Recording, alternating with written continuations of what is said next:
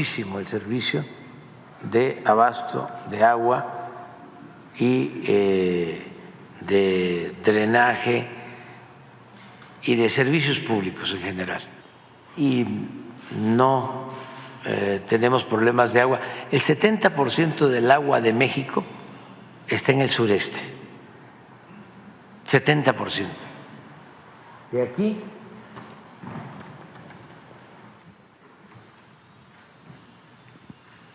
para acá. Donde tenemos más problemas es aquí, en la parte central y sobre todo en el norte del país. Y estamos trabajando, por ejemplo, terminamos un acueducto en Monterrey. Lo hicimos en un año. Hace 2 años hubo una crisis, una sequía que afectó en toda la zona metropolitana de Monterrey. Y en un año le dimos un abasto adicional de agua a Monterrey de 5,000 litros por segundo. Y ahorita tienen agua, van a tener agua para 6, 8 años hacia adelante, con una obra que hicimos en coordinación con el gobierno del estado, con una inversión de 15,000 millones de pesos.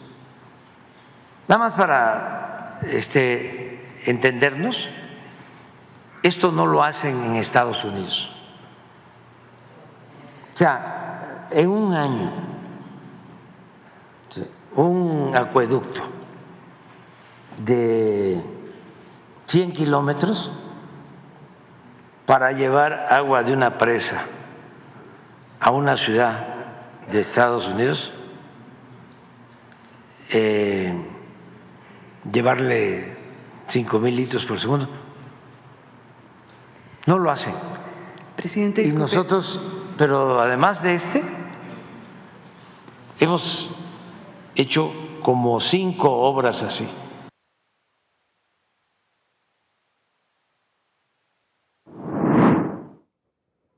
Le decía que no era tiempo de cambiarle a Canal 7 porque inicia Código 7 y no quitamos el dedo del renglón siempre. Siempre incluimos en nuestra agenda la situación hídrica, lo que está pasando con el agua o lo que está pasando en nuestro país, y no solamente el país, hay temas a nivel, es un tema a nivel mundial. Se nos han dado algunas cifras, se nos ha hablado ya de cómo son 35 millones de mexicanos que estamos viviendo con escasez extrema de agua y que más de 43 millones tendrían una disponibilidad baja. Pero hay un panorama abrumador, incluso estas cifras pudiesen haber cambiado, y para ello es que durante esta noche de jueves, en una emisión especial de Código 7, recibimos a quienes conforman el Consejo Hídrico Estatal. Para nosotros es un honor en Canal 7 siempre recibirles, sobre todo porque son las voces que conocen bien del tema, que conocen a fondo, que son especialistas, que son expertos, que lo han estudiado.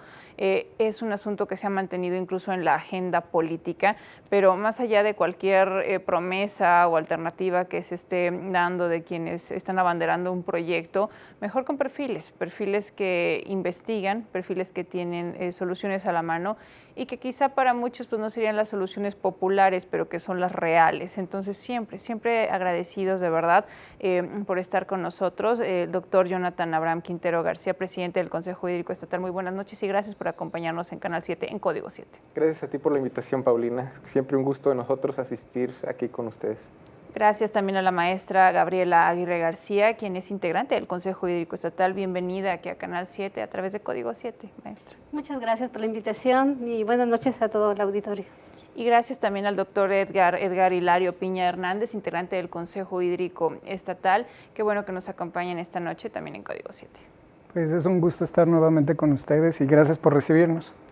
Y bueno, partiremos, nos han dicho, ¿no?, que el futuro, también el presente, que ya estamos bajo una amenaza, que eso ha quedado bastante claro. Ustedes ya nos pueden decir cuál es el panorama, sea para nuestro San Luis Potosí, sea para la República Mexicana. Se nos ha advertido que para 2025, pues 2/3 de la población estarían en sitios, con baja disponibilidad, ya independientemente de las cifras que se están dando de la República Mexicana. Pero hoy, ¿cuál es la percepción que ustedes tienen y sobre todo por los caminos a seguir? ¿Dónde han estado las fallas? ¿Quién guste comenzar?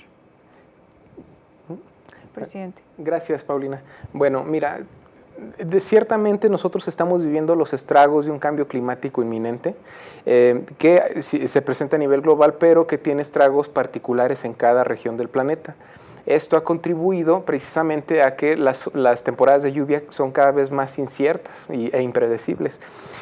Y también, por otro lado, las sequías están tendiendo a ser más recurrentes, más extensas y más intensas. Entonces, esto, aunado a factores particulares como el caso que tenemos nosotros en la zona metropolitana de San Luis Potosí, hace que se generen estas condiciones de alarma hídrica, en las cuales vemos justamente un desequilibrio hídrico de los ecosistemas generados justamente por la mala gestión de los recursos hídricos, históricamente hasta el presente, por el modelo de desarrollo urbano que tenemos y el crecimiento industrial de la actividad industrial que, como te habíamos comentado anteriormente, no es sostenible de acuerdo a las condiciones territoriales y naturales que tenemos, ¿no?, en nuestro territorio, en nuestra región. Esto ha generado en conjunto pues el estado crítico en el que estamos hoy y que justamente no se han llevado acciones climáticas para justamente tratar este problema de raíz, ¿no?, que se trate de raíz, sino que más bien suelen ser por parte de las administraciones, tanto estatales como locales, acciones paliativas, cortoplacistas y poco funcionales, ¿no?, para este tipo de crisis que tenemos en la actualidad. Y que se nos ha dicho que, ligado a lo que nos comenta, doctor, que se nos ha dicho que para 2050 las sequías se estarían duplicando, de acuerdo con la ONU. No sé cuál sería la percepción de la maestra Gabriela o bien del doctor Edgar. Sí, efectivamente los problemas globales como el calentamiento global, claro que son factores de riesgo para la situación hídrica que estamos viviendo. Sin embargo, a veces dejamos un poco de lado estas situaciones que son un poco más manejables por el colectivo de San Luis Potosí. Hablo, por ejemplo, del crecimiento industrial.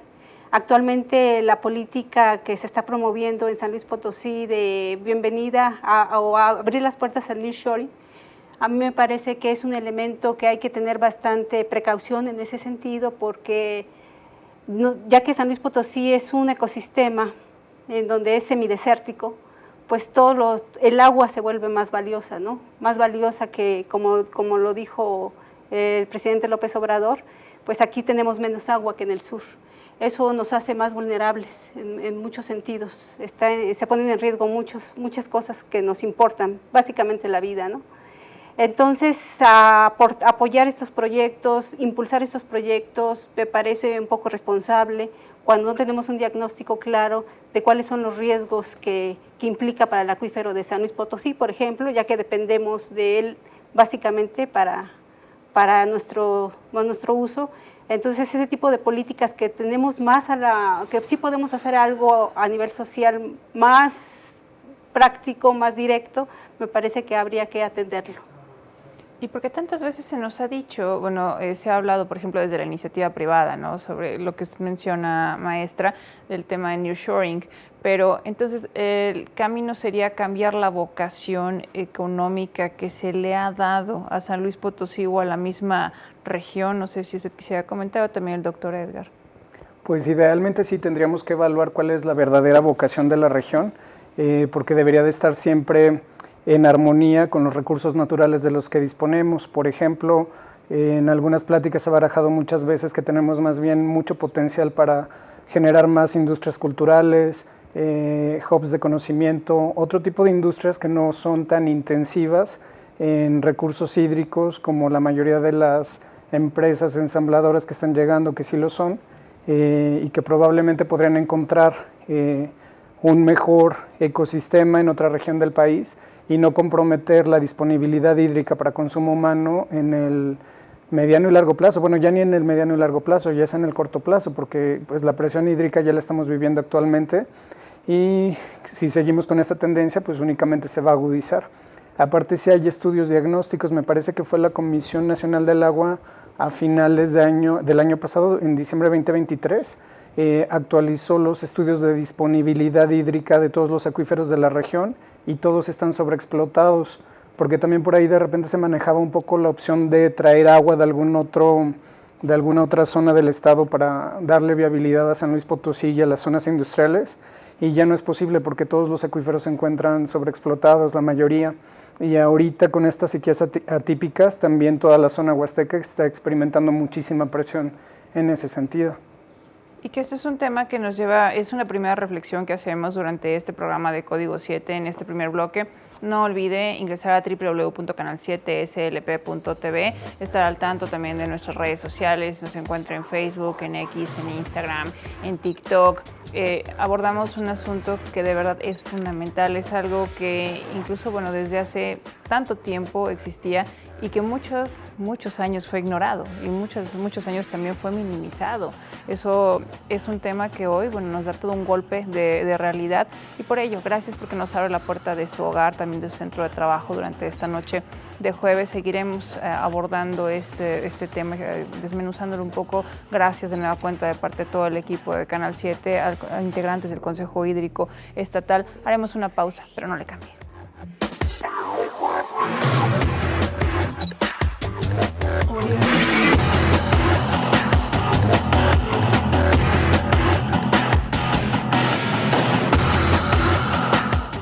Que va a venir después, no es un problema del futuro. El problema del agua es un problema actual.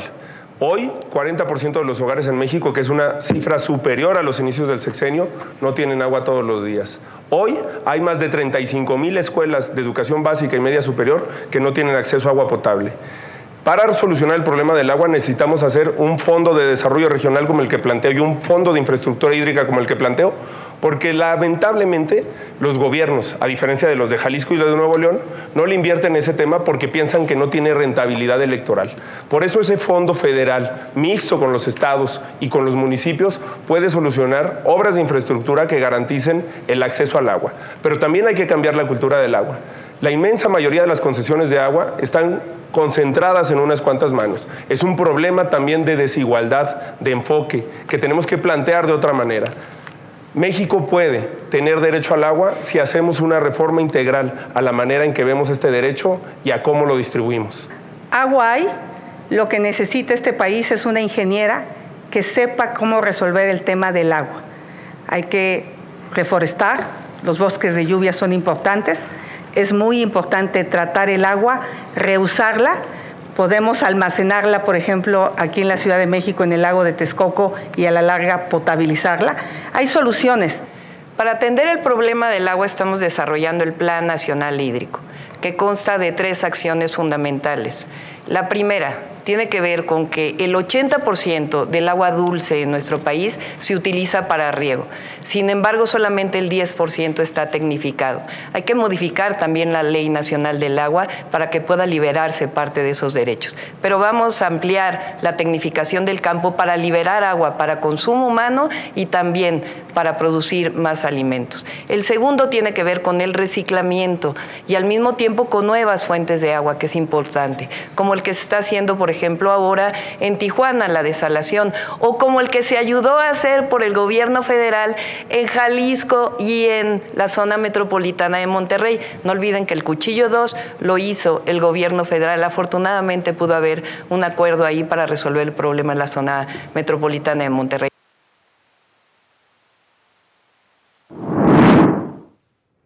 Continuamos en Código 7, gracias porque nos permite seguir en la señal, siempre llevándole los temas más importantes, no solamente lo de la semana, sino algo indispensable. Estamos abordando la crisis hídrica y bueno, escuchábamos en este instante a quienes se encuentran en esta contienda por la presidencia de la República, pero nosotros preguntamos al Consejo Hídrico Estatal, a quienes lo conforman, gracias a la maestra Gabriela Aguirre García, gracias al doctor Edgar Hilario Piña, así como al doctor Jonathan Abraham Quintero, consultarles.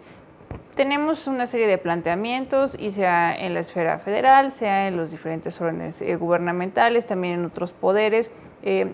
¿Serían las estrategias adecuadas o sería retomar lo que se ha abordado durante un primer bloque, estrategias a corto plazo, tomando en cuenta también otros datos, ¿no? Como ya se nos ha dicho que hemos tenido ya una serie de complicaciones? Se decía que ya teníamos, por ejemplo, pues un 52%, teníamos un 52% de, le voy a compartir este dato, y se considera vulnerable a la sequía México en un 52% del territorio por ubicarse ya en una parte con un clima árido o semiárido. Entonces, ¿cómo esto también ha tenido una influencia? Y adicionalmente, durante el corte, les comentaba de que hemos tenido interacción de la gente, no solamente en esta ocasión, sino en otras emisiones en las que ustedes nos han acompañado, y decían, bueno, ¿cuál es el papel también de las empresas, pero por ejemplo las refresqueras, ¿no? La afectación que puede darse por el consumo del agua. Entonces, ¿quién guste comenzar?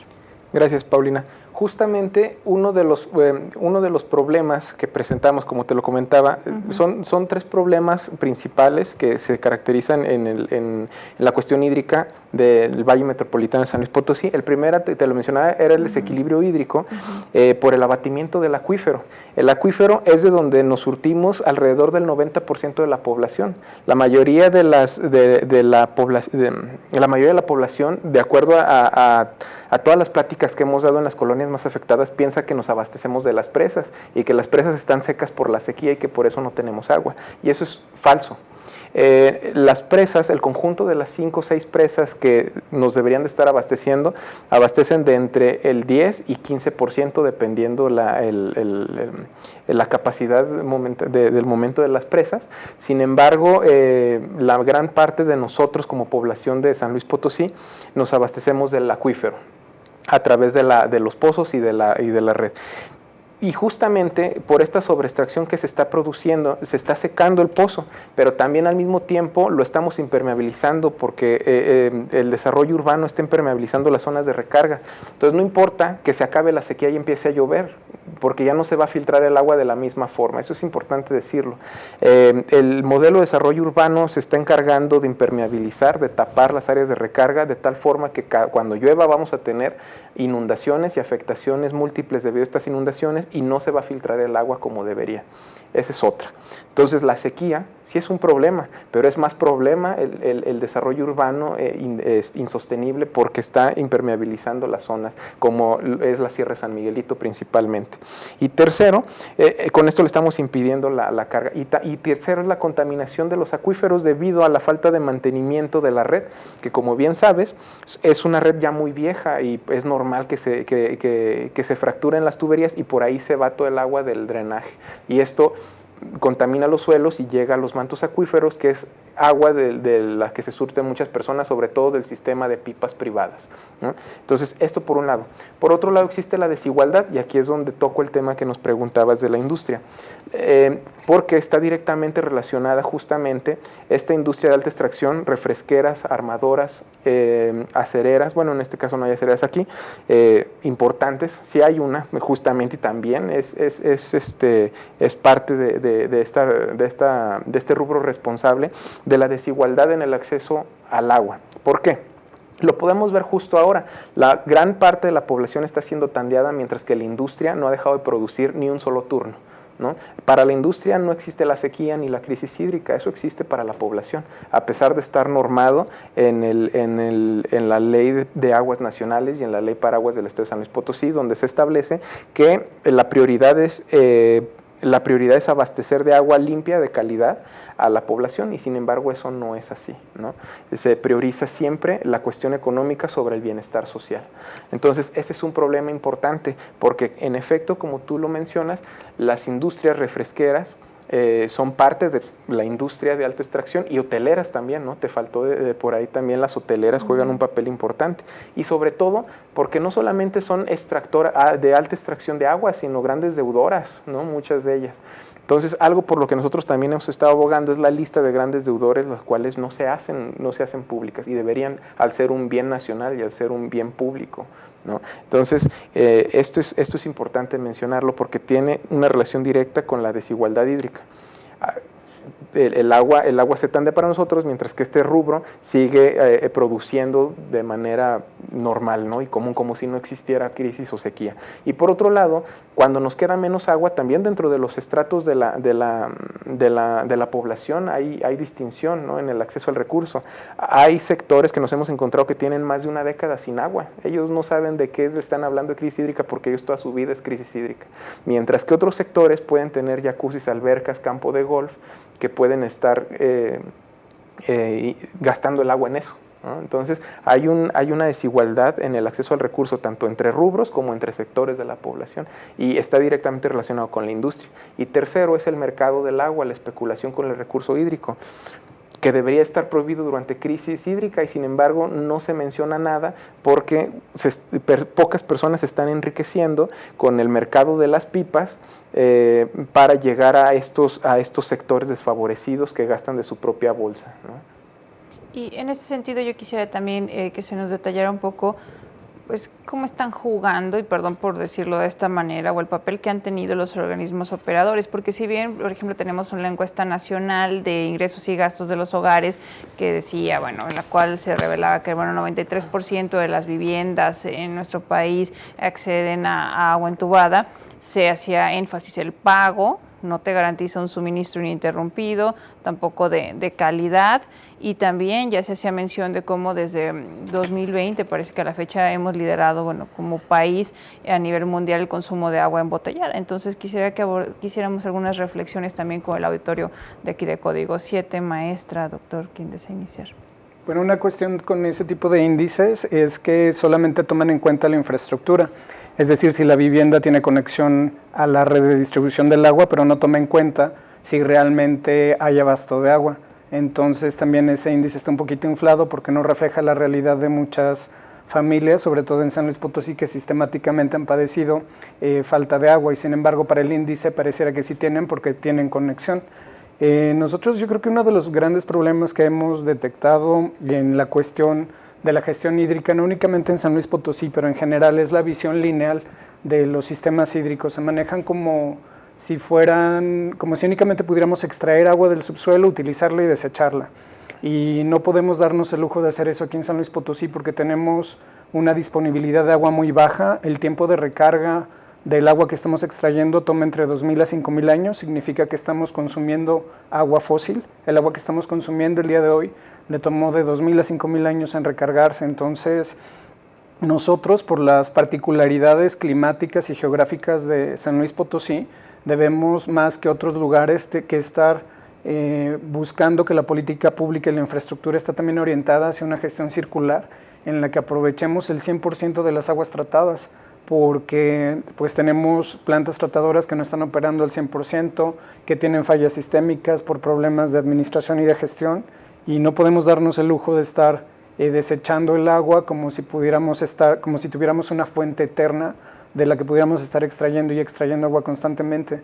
Entonces, en ese sentido, sí falta como conceptualizar muy bien también por parte de los organismos operadores y armonizar aparte entre todos los distintos organismos operadores, independientemente si son municipales o estatales, que tuvieran como esa visión circular del agua, de que realmente tenemos que aprovechar también las aguas residuales, las aguas de desecho. Inclusive hay tecnologías que las pueden volver a potabilizar. Obviamente es costoso, toma tiempo, pero se tiene que comenzar en algún momento, y ahorita que estamos atravesando esta pequeña crisis, que es apenas un aviso de lo que puede ocurrir en los próximos años, creo que sería el momento ideal para que se tomaran realmente las medidas adecuadas para que transitáramos hacia otros modelos de gestión del agua.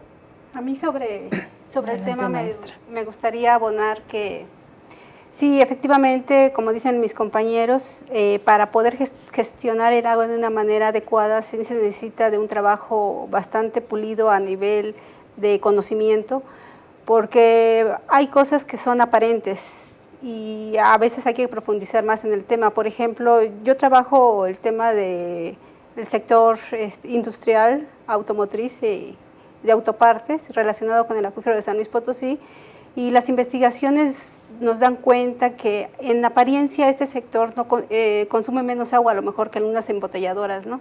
Sin embargo, cuando profundizamos sobre el tema, nos damos cuenta que esta industria es intensiva en mano de obra, lo que significa que el factor de producción que más utiliza esta industria pues es el trabajo, el trabajador, y el trabajador pues consume agua. Entonces esta industria pues también es bastante demandante de agua de manera indirecta.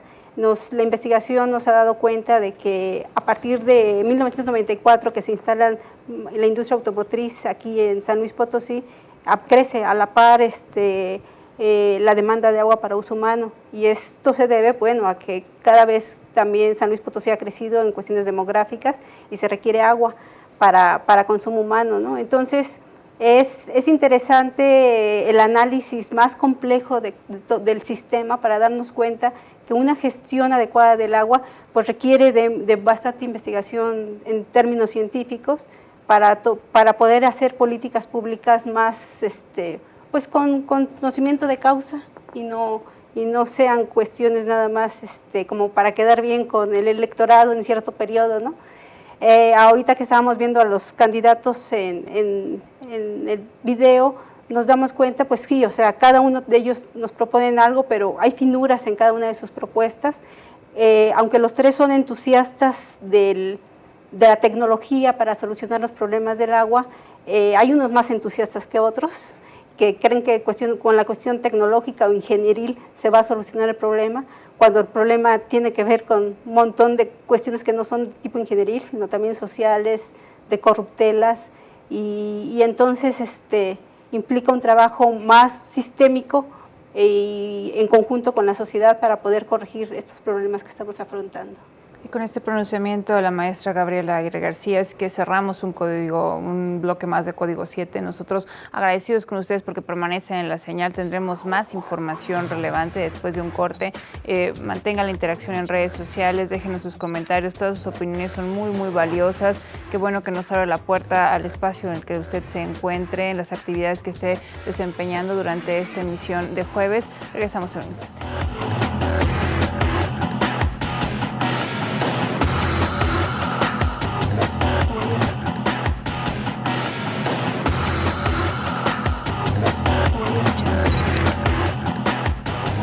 Hacer un acueducto igual de 300 kilómetros para llevar agua a todos los pueblos de la cultura yaqui. Puedes ir a verlo. Te estoy hablando de los yaquis, ¿sí? El pueblo más pobre, más reprimido, ¿sí?, históricamente en el país. Se ha dejado pasar mucho tiempo el problema, no se ha atendido. Estamos avanzando bastante. Pero no es la mitad, son 21 millones. Perdón que me meta. No, pero pero no se trata de eso. Se trata de aclarar, ¿no?, las cosas. Entonces, decir que estamos atendiendo a todos, escuchando a todos, respetando a todos, pero se le está dando preferencia a los pobres. Imagínate el problema de agua en la laguna del estado de Durango y de Coahuila. Ahí hubo una sobreexplotación de los acuíferos. En todo México. Y empezaron, sí, a perforar cada vez con más profundidad hasta que encontraron agua contaminada con arsénico. Y durante mucho tiempo los gobiernos, que antes no eran cuestionados por los medios del extranjero ni por los medios nacionales, con honrosas excepciones, durante muchísimo tiempo lo que hicieron fue instalar en algunos casos plantas de tratamiento de arsénico. Imagínate lo que eso significa, que llegues a una región, a una ciudad, y que sabes que el agua que te estás tomando fue tratada para quitarle el arsénico.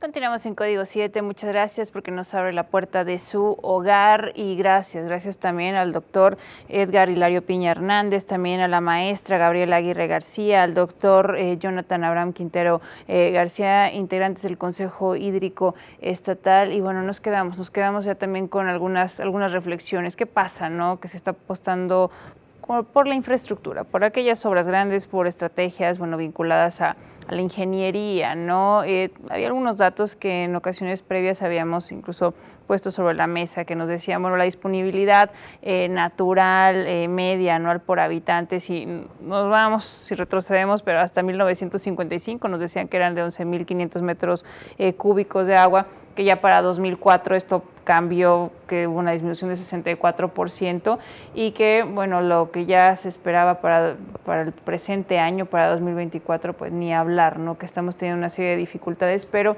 ahí, al pensar en estas obras de infraestructura, en la tecnología, ¿dónde estamos cerrando? O bien quienes también están desempeñándose en la administración pública o aquellos que están inmersos en el tema, ¿en qué punto tendrían que dar un golpe de timón? ¿Quién guste comenzar? Bueno, como lo han demostrado bastantes estudios, el hecho de apostarle a la infraestructura únicamente sin abordar realmente de manera holística, de manera integral, el problema del agua es un gran error porque terminan siendo infraestructuras contraproducentes. Y ahorita te pongo el ejemplo del Rialito. No es que esté mal apostarle por las infraestructuras, el problema es que es una visión extractivista donde si ya no hay agua hay que buscar de dónde más, cómo conseguir extraer más agua. Entonces nos convertimos en un pozo sin fondo porque no nos ponemos a pensar de qué manera podemos hacer para ya no tener que estar utilizando tanta agua, estar preocupándonos por extraer más agua en términos de cantidad. Sin embargo, esto no es así y tiene que ver con intereses políticos y económicos justamente. Te comento sobre el tema del Rialito porque justamente el Rialito se planteó como un megaproyecto, una mega obra faraónica, que pretendía o se justificaba abastecer a más de la mitad de la población del Valle Metropolitano de San Luis Potosí para dejar de extraer agua del acuífero, ¿no? Y dejarlo recargarse de manera natural. Sin embargo, cuando todavía ni siquiera se terminaba el Rialito, que nunca terminó de funcionar al 100%, pero es otro tema aparte de corrupción, justo, pero en sí, el Rialito todavía no terminaba de construirse, cuando ya se estaba ofertando por parte del gobierno del estado hacia territorio para la industria, ¿no? Es decir, abastecimiento para la industria que se iba a abastecer del Rialito y nuevos fraccionamientos de la industria inmobiliaria, nuevos fraccionamientos que iban a ser abastecidos con agua del Rialito. Entonces, en este sentido, es como te comento, que estas mega obras que traen un discurso a veces muy político y muy falsamente ambiental, pueden ser perjudiciales porque no vienen acompañados de regulaciones, transparencia, democracia, políticas públicas que regulen justamente ese abasto. Entonces, dejamos ahí una obra terminada y al final son estos grandes grupos acaparadores de agua quien se terminan beneficiando de ello.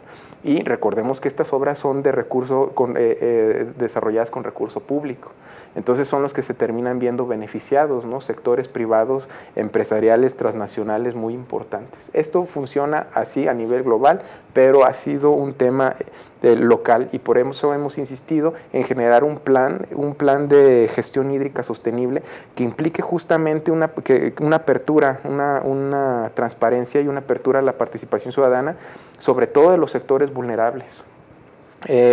No sé qué quisieran abonar con ello. Doctor, maestra.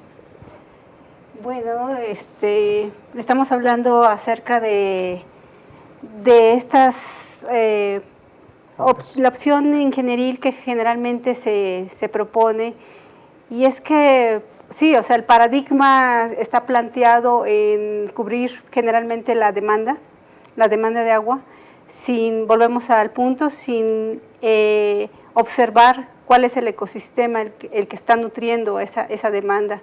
En vez de el paradigma debe de cambiar hacia un paradigma de oferta, es decir, de que se cuiden las bases materiales donde se saca el agua para cubrir esa demanda.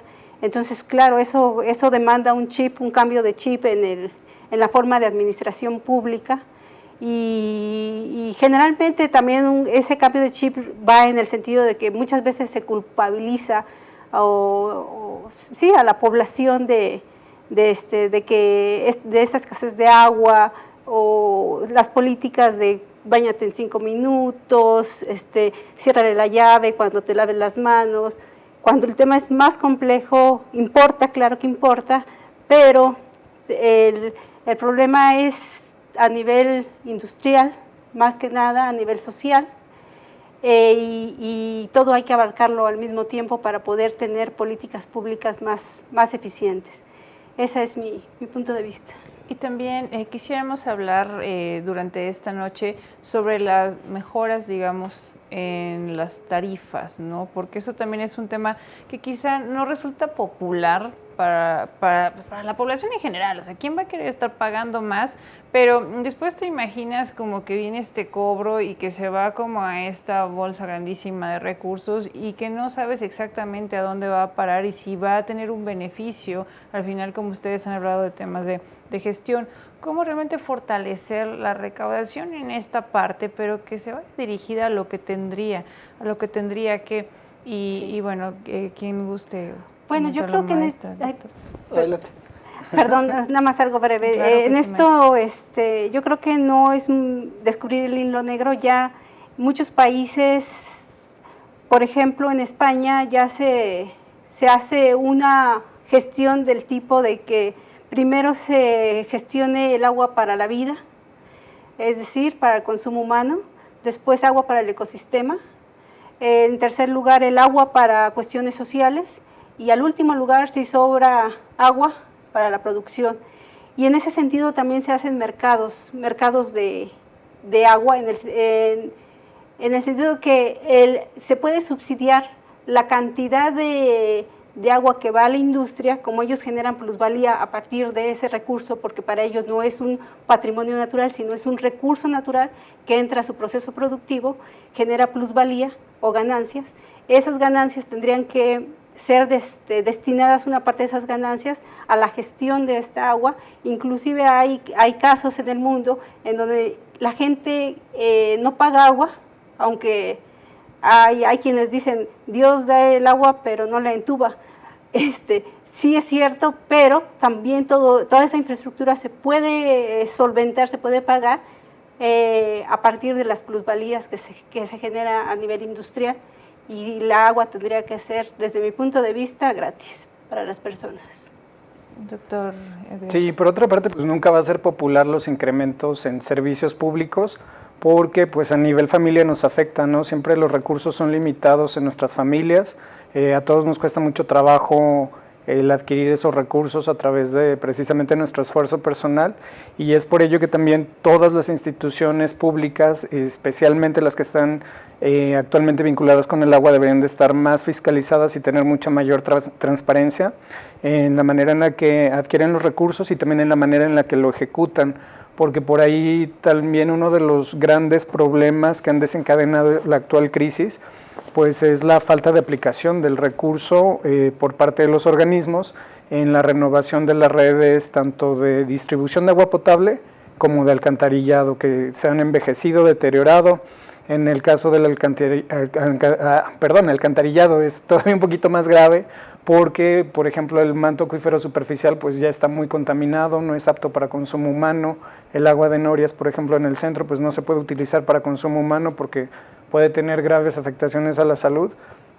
Entonces, también como ciudadanos estamos esperando como ver ese tipo de propuestas, ¿no? En donde los organismos operadores pues sean más democráticos, más transparentes y donde todos sus recursos pues estén fiscalizados, porque de esa manera también, como es un problema muy complejo, no existe una solución simple y sin embargo, si hay muchos investigadores que estamos trabajando y que están trabajando diariamente en este tema, y cuando los organismos son un poco más abiertos es más fácil también armonizarlos con propuestas que pueden venir desde no solo desde la academia, sino también desde la sociedad misma, porque también ahí es donde se generan las soluciones, no es únicamente dentro de las instituciones educativas, pero para eso se necesita esa apertura por parte de las instituciones y que por desgracia pues no estamos viendo aquí en San Luis Potosí.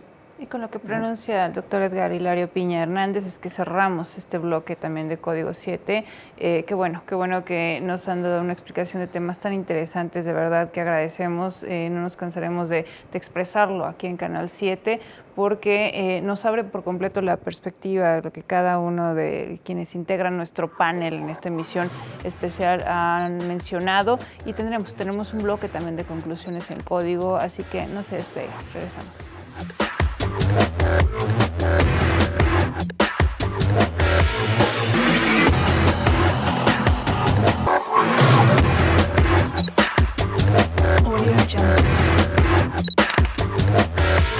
Tiene fallas estructurales cada que se pone en operación, en algún lado de la conducción, tiene grietas que provocan, que propician filtraciones importantes. Hemos estado trabajando con el gobierno del estado de San Luis Potosí y con la alcaldía de San Luis Potosí también para mitigar estos efectos negativos hacia la población.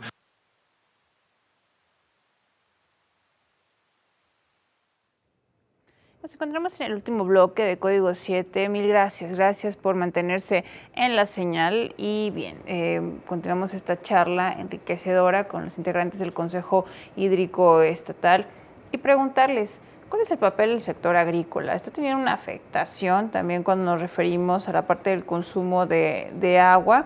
¿O bien hay mitos de por medio? ¿Quién guste comenzar? Bueno, en ese tema entramos un poquito como en la cuestión de mitos y realidades, porque normalmente se habla que el 70-80% del agua se utiliza en el riego agrícola. El dato es como un agregado a nivel nacional. Aquí en San Luis Potosí, sobre todo en la región altiplano, el consumo para riego agrícola es muy poco, porque no somos realmente grandes productores. Tal vez ese dato funcione para grandes regiones agrícolas del país, tal vez como Sinaloa, pero no es el caso de aquí. Tal vez el consumo aquí estemos rondando el 20% del agua para consumo agrícola, y en muchas ocasiones, yo creo que la mayoría de la población lo sabe, se utilizan aguas negras, que también puede ser un problema para la salud, que tampoco se ha abordado adecuadamente y para el cual las plantas de tratamiento que operaran al 100% podría ayudar muchísimo en ese sentido.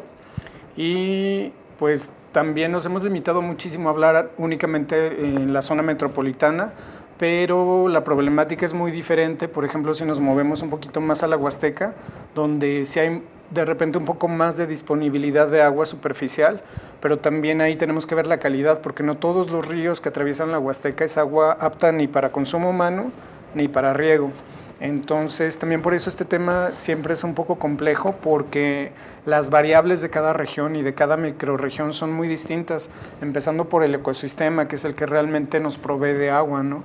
Entonces, pues también se debe de abordar un poco desde esa perspectiva. Sí, y la perspectiva agrícola en tierras semiáridas, como es el caso de San Luis Potosí, da elementos también para aportar a nivel social, porque hay mucho conocimiento aquí en la región acerca de cómo lidiar con sequías por mucho tiempo, históricamente se ha hecho. Entonces todo ese conocimiento seguramente es trabajo no solo de antropólogos, sino también de la gente que está en contacto directo con el campo y tiene seguramente muchas técnicas agrícolas, muchas técnicas locales, que si juntamos ese conocimiento con el conocimiento científico que tenemos, seguramente nos darían alternativas que estamos despreciando. Y de aquí yo quisiera rápidamente, antes de que concluyamos Código 7, no dejar de lado lo que ha sido el proyecto Monterrey 6, que aunque investigadores en San Luis Potosí, ustedes mismos brevemente lo hemos tocado en otros espacios, se nos ha dicho, oye, es inviable, es también costoso, no es el camino, aunque durante la presente semana, que se tuvieron diferentes ejercicios incluso de debate en Nuevo León, pues era uno de los temas principales y era una serie de ataques entre los que están abanderando varios proyectos y decían, bueno, ¿cómo hay que vanagloriarse por cancelar este proyecto? Hay que reactivarlo. Entonces, ¿esto qué impacto tendría hoy en nuestro San Luis y pensando también a nivel estatal? Gracias, Paulina. Bueno, es inviable, es costoso y es altamente degradante. Un proyecto como el Monterrey 6 es un proyecto de trasvases, como lo es el Realito. En diversas ocasiones he explicado, no existe algún proyecto de trasvase registrado de éxito. Todos tienen impactos ambientales y sociales severos en donde se asienta o se desarrolla este tipo de proyectos. En el caso del Monterrey 6, es un proyecto que pretende llevar agua desde el río Pánuco de la Huasteca y pasa creo que por Tamaulipas a la zona metropolitana de Monterrey, ¿no? El asunto es que la zona metropolitana de Monterrey justamente tiene una alta dependencia de su desarrollo económico, tiene una alta dependencia a la industria cervecera, y entre otras industrias acereras y cerveceras principalmente, y como bien sabemos, son altamente extractivas y son básicamente un pozo sin fondo. De hecho, Nuevo León, al igual que nosotros, no tiene un plan de gestión hídrica sostenible, y ellos justamente se basan en un crecimiento económico de alta producción infinita, sin tomar en cuenta que los recursos con los que ellos producen son finitos, son limitados. Llega un punto donde, por supuesto, te vas a acabar el acuífero, y es lo que está sucediendo allá. ¿Qué sucede? Cuando pasa eso, tienes que buscar de algún otro lado, pues que extraerles el agua, ¿no? De otro lado. Y entonces el lugar que ellos han visto históricamente más viable es la Huasteca Potosina. Y nosotros hemos hecho bastante énfasis y una fuerte crítica a este tipo de proyectos, porque generalmente suelen generarse con incentivos económicos a las comunidades donde se va a desarrollar. Sin embargo, este incentivo económico no es suficiente para la degradación y los impactos que les pueden ocasionar, ¿no? al ecosistema, a la biodiversidad y a las comunidades. Entonces, incluso fragmenta comunidades, se generan situaciones de delincuencia, de inseguridad, de luchas por el recurso, porque les secan todo, ¿no? Les cambian toda la dinámica ambiental y social a las comunidades donde se asienta un trasvase. Eso ya está más que estudiado, hay bastantes casos de trasvase a nivel nacional, y ninguno tiene un beneficio real para la población, y por el contrario, los beneficiados, como te lo comentaba en el bloque anterior, pues son las grandes industrias, ¿no? Básicamente. Sí. En el Consejo Hídrico Estatal sí nos hemos dado un poco a la tarea de trabajar para quién es viable un proyecto de este tipo y para quién es inviable. Claro, o sea, como dice mi compañero Jonathan, inviable para la sociedad, pero bastante viable económicamente para los intereses de ciertos grupos. Ya también hay trabajos en donde se están actualmente documentando, en el Colegio de San Luis están haciendo toda una genealogía de todos estos trasvases que se están proponiendo, como este es el caso de Monterrey. Están describiendo quiénes son los beneficiarios, los rostros, están buscando los rostros de quiénes son los beneficiarios, y entre ellos pues están los grandes capitales a nivel nacional e internacional. Entonces hay que tener claridades respecto a quién salen beneficiados, quién no, y en ese sentido pues hay ciertos políticos, y más ahorita en estas épocas, en que claro que van a defender esos proyectos, porque como muchos de esos políticos son trabajadores de esos empresarios, pues están defendiendo de alguna manera el negocio. Y también hay una cuestión técnica bien importante con ese proyecto en particular del Cuchillo 6, y es que la evaluación de impacto que hicieron consideran un flujo constante de agua todo el tiempo, como si no hubiera variaciones estacionales en el volumen de agua que pueden llevarse de toda esta región a Monterrey, lo cual no es cierto. Ahorita lo estamos viendo con Río Valles completamente seco y muchas regiones de la zona huasteca que están en límites críticos. Entonces también la expectativa real del agua que podrían llevarse de esta zona no es la que ellos creen ni la que están por la que están tratando de gestionar la inversión. Y por otra parte, regresamos un poquito a la cuestión medioambiental y ecosistémica. Muchas de esas regiones de donde se plantean llevar el agua están muy cerca del mar, entonces el subsuelo y todo lo que es la parte de subsuelo funciona también un poco como una esponja, y actualmente ya tienen problemas de contaminación de agua de mar en muchos de los acuíferos de la región. Entonces, una sobreextracción que sería inducida por este tipo de proyecto aceleraría todavía más los proyectos de salinización del subsuelo en toda la región de donde piensan llevarse el agua, y es una de las razones por las que fue cancelado el proyecto, porque está enfrentando muchísima oposición por parte de todos los agricultores y de todas las comunidades que ya están viviendo afectaciones por ese cambio en la calidad del agua, y que se agudizaría todavía mucho más con este tipo de proyectos. Entonces sí es muy difícil, esperemos que sea muy difícil que lo puedan reactivar. Gracias, infinitas gracias, infinitamente agradecidos. Estamos en Canal 7 con el doctor Edgar Hilario Piña Hernández, integrante del Consejo Hídrico Estatal, también con la maestra Gabriela Aguirre García, de igual manera integrante del Consejo Hídrico Estatal, y el presidente del Consejo Hídrico Estatal, el doctor Jonathan Abraham Quintero García, por acompañarnos en esta emisión especial de Código 7, que ha sido de verdad muy, muy interesante. Los espacios se mantienen abiertos aquí en Canal 7 para abordar este tema esencial para la población. Gracias. Gracias, muchísimas gracias. Gracias a ustedes también porque nos han sintonizado, y manténgase en la señal. Ya falta muy poco para el resumen de la medianoche con Juan Carlos Contreras. Hasta la próxima.